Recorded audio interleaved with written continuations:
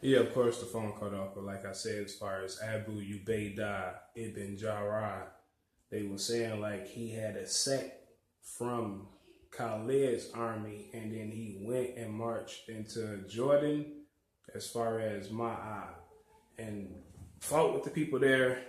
Eventually won, and then those people there agreed to terms that were supposedly similar to the people of Busra. And if that's true, then that means they also did not convert to Islam, but they did become Zimmis and a part of a covenant.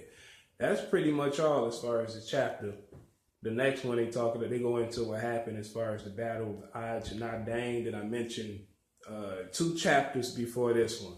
So they go into detail as far as those people, and it's real short too, so I'll be able to get done with that one tomorrow. So that's pretty much that's it.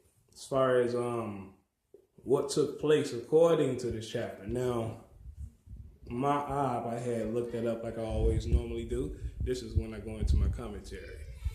I looked it up, and of course, the history go back to the BCs, but like their prime is supposed to have been between the 9th and 6th century. Now, I did come across them before. I didn't read too much about them, but because I know about the Neo-Assyrians, the Egyptians during their time, the Nubians, etc. Because let's see, the Nubians, their prime was during the 8th century, during the time when they conquered Egypt, as far as Pianki. So I know you got Kashtai. Some people think that he got as far as Abydos, but for sure, Alero did, and then after Alero, Pianki, then so forth, blah, blah, blah. Heraclea, Politan, all that type of stuff. That's later. That's for like a whole nother topic that ain't got nothing to do with this period. But as far as like those people, that's when they were in their prime, going back that far. Of course, they're a part of biblical history. As far as like what I read today, it's talking about like how in the Old Testament, mentioned in the Old Testament, blah, blah, blah, blah. That's it. I'm trying to make sure I'm not forgetting to mention any fun facts. Oh, the same thing with the dates when I did my research on this chapter, because this chapter is so fucking short. I'm like, let me do something else extra.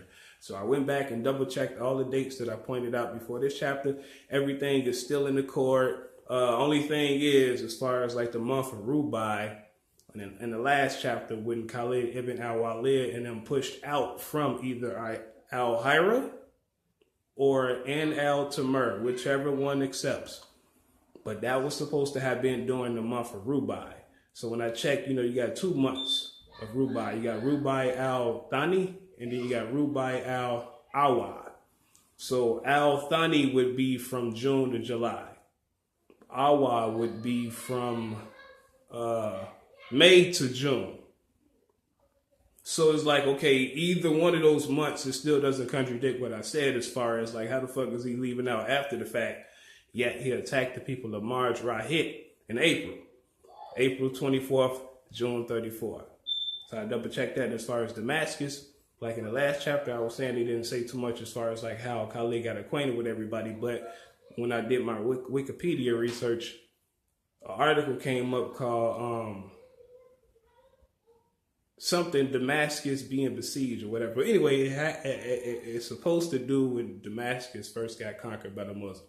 Now that has supposedly took place from August 21st.